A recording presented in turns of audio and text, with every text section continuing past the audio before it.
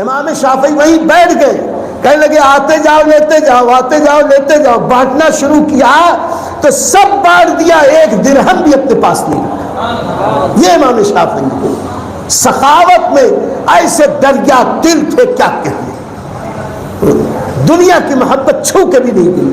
اور صحیح بات یہ ہے جو سچا دیندار ہوتا ہے، اللہ ہمیں بھی دینداری کی خوبو سے کچھ حصہ عطا فرمائے۔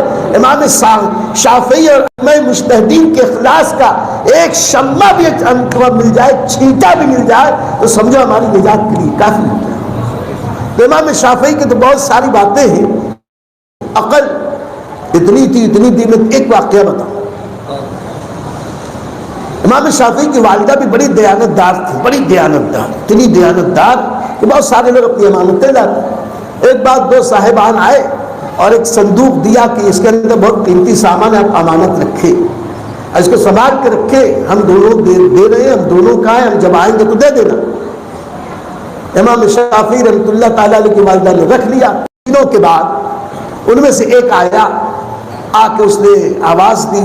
امام شافعی کی والدہ کہنے لگی خیریت؟ کہا کہ وہ صندوق لینے آیا ہوں۔ کہا کہ تم اکیلے آ گئے ہو کیسے؟ تم کہا میرا ساتھی وہ دور بیٹھا ہے، اسی سے پوچھ لو۔ تو یہیں سے آواز دی کہ میرے بھائی لے لوں نا ان سے؟ تو ان کی والدہ نے یہیں سے آواز لگائی دے دوں؟ کہاں دے دو۔ اس نے کہا، انہوں نے دے دیا، یہ سمجھی کہ وہ سامنے ہے، وہ تو چلا گیا لیکن وہ بیچ میں سے چمپت ہو گیا۔ کچھ دنوں کے بعد دوسرا آیا، کہنے لگا کہ بڑی بھی وہ ہماری امانت۔ کہا وہ امانت تو تمہارا ساتھی لے گیا۔ کہا ایسے کیسے لے گیا؟ میں تو تھا نہیں، آپ نے دیا کیسے؟ کہا یہ واقعہ ہوا۔ کہا وہ تو جا کے کہہ رہا تھا میں کچھ کھانے پینے کا سامان لے کے آتا، میں نے وہی کہا کہ لے لوں۔ میں نے کہا لے لو، مطلب وہ ضرورت کا سامان، یہ سامان کے لیے تھوڑی کہا تھا۔ اب بڑی پریشانی ہوئی، ابھی یہ پریشانی میں بات ہو ہی نہیں تو ان کی والدہ حیران، یا اللہ وہ قیمتی صندوق کا سامان میں لا کے دوں کہاں سے؟ یہ بات ہو ہی نہیں تھی کہ امام شافعی آ گئے، بچپنا ہی تھا۔ امام شافعی نے ماں کو دیکھا کہ پریشان ہے تو کہا امی جان خیریت؟ کہا بیٹا ایسا ایسا ہو گیا۔ تو امام شافعی نے کہا خیر کوئی بات نہیں، ابھی بتاتا۔ اس کی طرف دیکھ کے کہا کہ تم نے دیا تھا؟ ہاں۔ کتنا بڑا صندوق؟ اتنا بڑا۔ کیا تھا؟ امانت تھی۔ ٹھیک ہے، بہت قیمتی سامان۔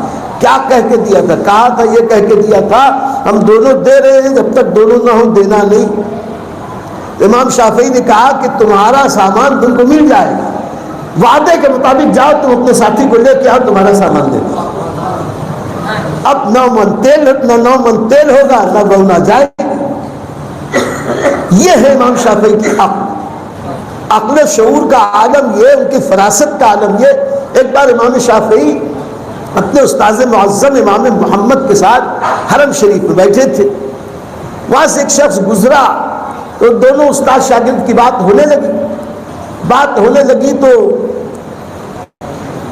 استاذ نے کہا کہ میری فراست یہ کہتی ہے، میرا وجدان یہ کہتا ہے کہ یہ جو آدمی گزر رہا ہے یہ جو ہے بڑھئی ہے، کارپینٹر، ستار۔ امام شافعی کہتے ہیں کہ میں نے غور کیا تو میرا گمان یہ کہتا ہے کہ یہ حداد ہے، یعنی لوہار۔ تو کسی نے اس شخص کے پاس گیا، جا کے بلایا، اس سے کہا کہ بھائی تم کون ہو، کیا کرتے ہو؟ تو اس نے کہا میں پہلے حدادی کرتا تھا، اب ستاری کرتا، یعنی پہلے میں لوہے کا کام کرتا تھا، اب بڑھئی کا کام کرتا۔ چہرہ دیکھ کر سمجھ جاتے تھے یہ اللہ والے کی یہ کون ہے۔ امام شافعی رحمۃ اللہ علیہ کی عقل کا عالم یہ تھا کہ ایک دن یہ عراق یا مصر میں کسی مسجد میں بیٹھے ہوئے تھے، کئی علماء بیٹھے ہوئے تھے، اچانک ایک شخص کو دیکھا کہ وہ آیا، آ کے ادھر ادھر جا کے تانک جھانک کرنے لگا۔ کچھ لوگ سوئے تھے، ان کے پاس جا کے دیکھ رہا تھا۔ وہ دیکھتے دیکھتے ادھر ادھر گھوما، واپس جا رہا تھا۔ امام شافعی نے اس کو بلایا اور امام شافعی نے اس سے پوچھا کہ کیا تیرا حبشی کانا غلام گم ہو گیا؟ وہ چونک کے کہنے لگا ہاں ہاں میرا کا حبشی کانا غلام گم ہو گیا۔ کہا کہاں ہے؟ جب آپ نے اتنا جان لیا کہ حبشی غلام کانا غلام میرا غلام بھاگ گیا ہے، آپ کو پتا ہوگا کہاں ہے، بتاؤ کہاں ہے۔ امام شافعی نے کہا کہ جاؤ جیل خانے میں دیکھو شاید مل جائے۔ وہ گیا تو واقعی میں مل گیا۔ تو ساتھ کے کچھ لوگ پوچھنے کہ حضرت ہمارے تو سمجھ کو نہیں آیا، یہ حبشی غلام کہنا غلام اور وہی جیل خانے میں۔ کہا کہ دراصل یہ جس ڈھنگ سے آیا، اس کے آنے کے انداز اور اس کے اطوار سے میں سمجھ گیا یہ اپنے کسی بھگوڑے غلام کو ڈھونڈ رہا ہے، تلاش کر رہا ہے، اور کہیں نہیں ملے تو مسجد میں آیا ہے ڈھونڈنے کے لیے۔ اور پھر میں نے دیکھا کہ یہاں اس نے ایک نظر ڈالی اور اس طرف گیا جہاں چند حبشی لوگ سوئے ہوئے تھے، کالے لوگ سوئے ہوئے تھے، اس طرف گیا تو میں سمجھ گیا کہ یہ جس کو ڈھونڈ رہا ہے وہ حبشی ہے کالا۔ پھر وہاں جا کے اس نے سب کو دیکھنا شروع کیا، وہ چہرے پہ آنکھ کی طرف خاص طور سے توجہ کرتا تھا، جھانک جھانک کے آنکھ کو دیکھ رہا تھا۔ میں سمجھ گیا کہ یہ دیکھنا چاہتا ہے کہ یہ جس کو ڈھونڈ رہا ہے وہ کانا ہو۔ میں نے اپنی فراست سے جانا اور میں نے کہہ دیا اس سے کہ حبشی کانے غلام کو ڈھونڈ رہے ہو کیا جو تمہارا غلام بھاگ گیا؟ کہا کہ ٹھیک ہے۔ یہ کیسے بتا دیا کہ جیل میں؟ تو امام شافعی نے کہا کہ میں نے تجربہ کیا ہے کہ جو غلام ہوتے اس زمانے میں غلاموں کی کوئی قسم ہوگی ایسی جس کے بارے میں امام شافعی نے فرمایا کہ یہ جب بھوکے ہوتے ہیں تو چوری کرتے ہیں، پیٹ بھر جاتا ہے تو یہ گناہ کرتے ہیں، ضرور یہ کچھ نہ کچھ گناہ کیا ہوگا یا ادھر کا یا ادھر کا، اس لیے جیل گیا ہوگا۔ میں نے انداز سے کہہ دیا، بات سچی نکلی۔ کہنے کا مقصد یہ کہ ظاہری طور پر بھی عقل، شعور، علم، فضل، تقوی، پرہیزگاری اتنی تھی۔ اور سب کے بعد ایک آخری بات جو یہ سمجھ لو کہ حاصل تقریر ہے، وہ بات وہ یہ ہے کہ امام شافعی اپنے بزرگوں کے علماء کے بڑے بات تھے۔ امام مالک، امام سفیان بن عیینہ، ان دونوں اپنے اساتذہ کا ذکر کرتے تھے۔ تو کسی نے ایک بار پوچھا کہ امام سفیان بن عیینہ اور امام مالک کے بارے میں آپ کیا کہتے ہیں؟ انہوں نے کہا کہ امام مالک نہ ہوتے، ابن عیینہ نہ ہوتے تو دنیا سے علم حدیث اڑ گیا ہوتا۔ ان لوگوں کا کرم ہے، ان کا فیضان ہے، علم حدیث کو انہوں نے دنیا میں باقی رکھا، اللہ نے ان کے ذریعے علم حدیث کو بچایا۔ امام اعظم ابو حنیفہ کی بات آئی تو بہت مشہور قول ہے، امام شافعی رحمۃ اللہ تعالی علیہ نے اگرچہ امام اعظم کی زیارت نہ کی، بعض روایتوں کے مطابق جس دن امام اعظم کا وصال ہوا اسی دن امام شافعی رحمۃ اللہ تعالی علیہ کی پیدائش ہوئی۔ ملاقات تو نہیں ہوئی لیکن فیضان امام اعظم ابو حنیفہ سے فیضیاب ہوئے۔ ان کے شاگرد حضرت امام محمد سے اور حضرت امام وکیع سے اور حضرت فضیل ابن عیاض سے امام شافعی رحمۃ اللہ تعالی علیہ نے علم دین سیکھا، احادیث سیکھی۔ امام محمد سے امام اعظم ابو حنیفہ کے بارے میں امام شافعی فرماتے تھے کہ امام اعظم ابو حنیفہ کا وہ مقام ہے کہ ہم سارے محدثین اور علماء ان کے عیال ہیں، یعنی بغیر ان کے ہم لوگوں کو صحیح علم نہیں مل سکتا تھا۔ ہم سب کے سرپرست، ہادی، رہنما اور استاذ الاساتذہ ہیں امام اعظم ابو حنیفہ، ہم سب ان کے عیال ہیں۔ اور امام محمد کی جب بات آتی تھی تو کہتے تھے کہ امام محمد نہ ہوتے شافعی نہ ہوتا، فقہ کی جو ممارست مجھ کو ملی، علم فقہ کی جو سمجھ مجھ کو ملی ہے وہ امام محمد کے فیضان سے مجھے حاصل ہے۔ تو اپنے بڑوں کی بڑی تعریف کرتے تھے اور ان کے چھوٹے ان کی بڑی تعریف کرتے تھے، واقعات تو بے شمار۔ ایک بات، امام احمد ابن حنبل یہ امام شافعی کے شاگرد ہیں، اور امام احمد ابن حنبل کو ظاہری طور پر بڑی عزت و وقت اور بڑی سربلندی اور دنیاوی طور پر بہت کچھ حاصل ہوا تھا۔ ایسے میں امام شافعی بعد کی تیمارداری کی عیادت کے لیے گئے، امام احمد ابن حنبل دوڑتے ہوئے آئے، آ کے امام شافعی کی پیشانی کو بوسہ دیا۔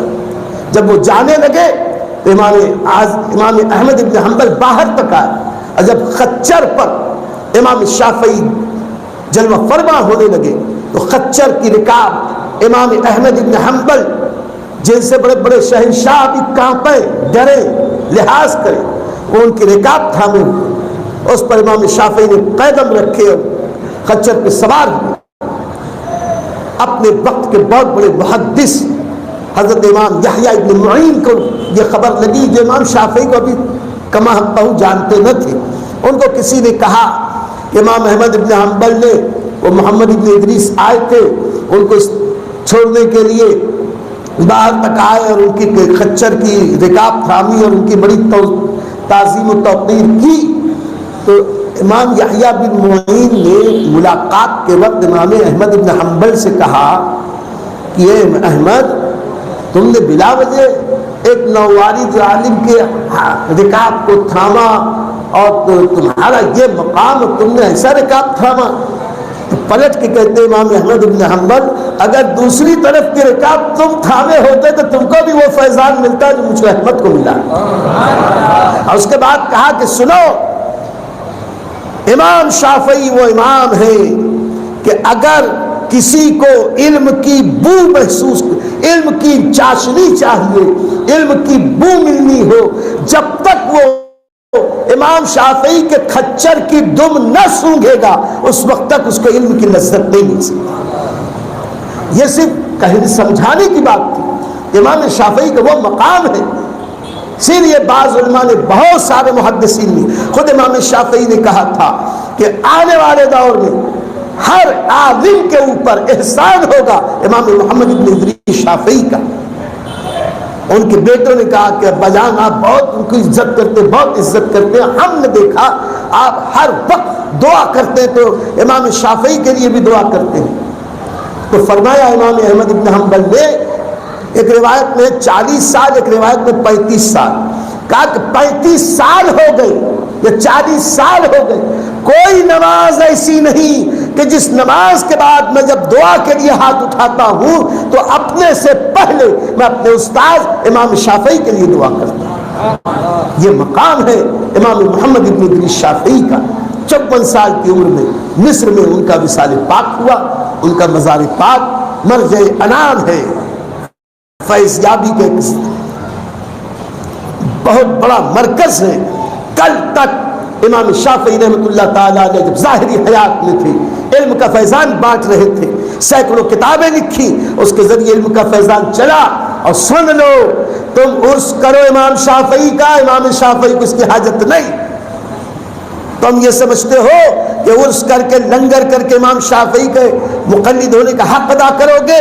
امام شافعی تمہارے محتاج نہیں، انہوں نے جو دین کی خدمت کی اور اس خدمت پر اس وقت سے لے کے آج تک کروڑوں لوگ جو دین پر عمل کر رہے ہیں فقہ شافعی کی بنیاد پر، اس فقہ شافعی کے مطابق جو عمل کر رہے ہیں، یہ جتنے عمل کر کے نیکیاں پا رہے ہیں، ان سب کا ثواب اللہ تعالیٰ امام شافعی کو عطا فرما رہا ہے۔ تمہارے محتاج نہیں امام شافعی، ان کو تو ان کے رب نے اس طرح غنی کر دیا ہے کہ ہر آن ثوابوں کے انبار ان کے سامنے آ رہے ہیں۔ اور وصال کے بعد اللہ نے ان کو وہ مقام بلند بخشا کہ آج بھی ان کا مزار انوار و فیضان کا ایسا مرکز ہے کہ اہل علم فضل وہاں حاضر ہو کر فیضان الہی سے فیضیاب ہوتے ہیں۔ اللہ تعالی ہم سب کو امام شافعی کی سچی محبت، ائمہ مجتہدین کی سچی غلامی اور ان کے اخلاص کی سچی تصویر بنائے، ہمیں بھی دین و دیانت پر عمل کی توفیق عطا فرمائے۔ وآخر دعوانا ان الحمد للہ رب العالمین۔ یہ پیشکش ہماری آپ کو کیسی لگی؟ کمنٹ باکس میں آپ ضرور ہمیں اپنے کمنٹ سے نوازیں، مثبت باتیں ہمیں عطا کریں، اگر ہم کہیں غلطی کریں تو اس سے بھی آپ ہمیں آگاہ کریں، جو ہمیشہ میں آپ کو یاد دلاتا ہوں۔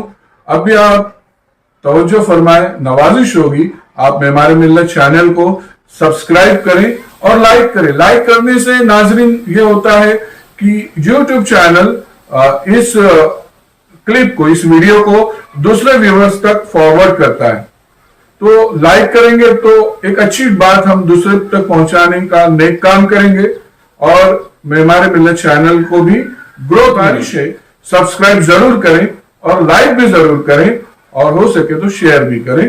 السلام علیکم ورحمۃ اللہ وبرکاتہ۔